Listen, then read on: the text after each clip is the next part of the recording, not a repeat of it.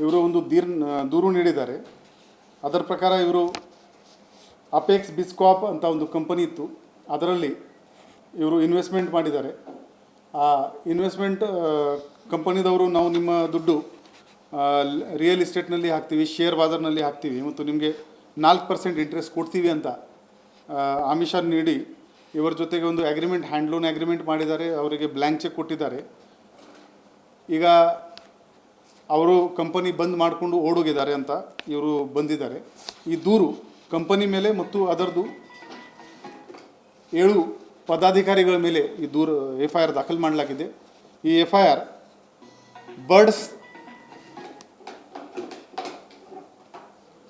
Birds ಹಾಗೂ KPID ಆ್ಯಕ್ಟ್ದು ಸೆಕ್ಷನ್ನಲ್ಲಿ ಮತ್ತು BNSದು ಸೆಕ್ಷನ್ಸ್ನಲ್ಲಿ ನಾವು ತಗೊಂಡಿದ್ದೀವಿ.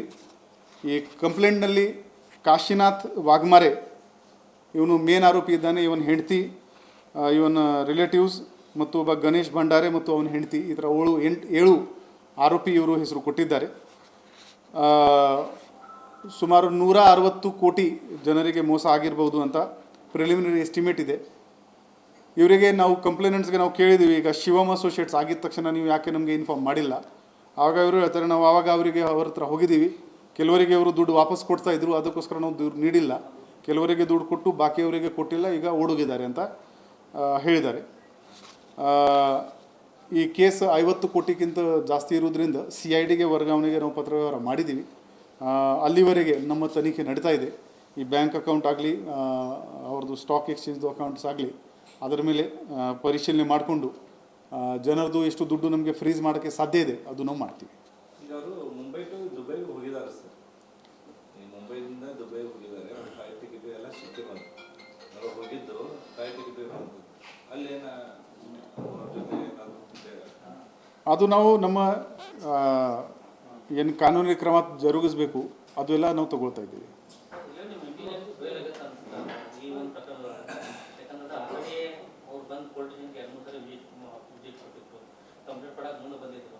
ನಾವು ಸುದ್ದಿನೂ ಮಾಡಿದ್ದೇವೆ, ಬಟ್ ನಿಮ್ಮಲ್ಲಿ ಒಂದು ಇದಿದೆ, ಎಲ್ಲ ಚಾನಲ್ಗಳು ಟಿವಿ ನೋಡ್ತಿರ್ತೇವೆ, ಬಟ್ ನಿಮ್ಮ ಬಂದು ಸುದ್ದಿ ಬಂದಿದ್ದಾಗ ಮೊದಲು ಹೇಳ್ತಾ ಇದ್ರು, ಅದ್ಮೇಲೆ ಆಕ್ಷನ್ ಮಾಡ್ತಾ ಇದ್ದೆ.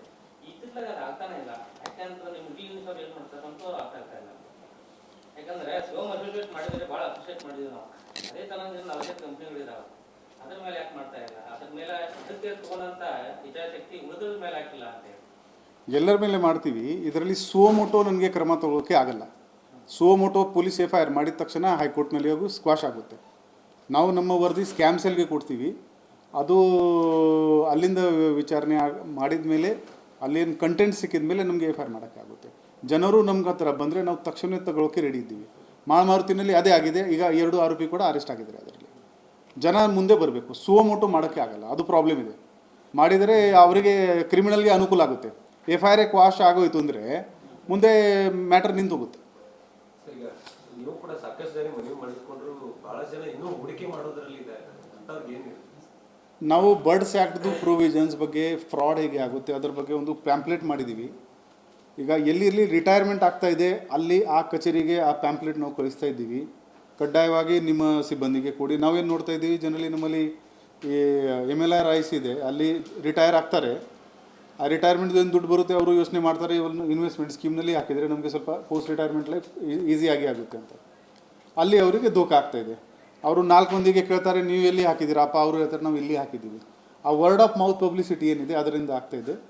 ಸ್ವಲ್ಪ ಇವರಿಗೆ 4% ಪರ್ ತಿಂಗಳು ಆ ಅಟ್ರಾಕ್ಷನ್ ಆಸೆ ಏನಿದೆ ಅದರಿಂದ ಕೂಡ ಸ್ವಲ್ಪ ಹಿಂಸೆ ಆಗ್ತಾಯಿದೆ.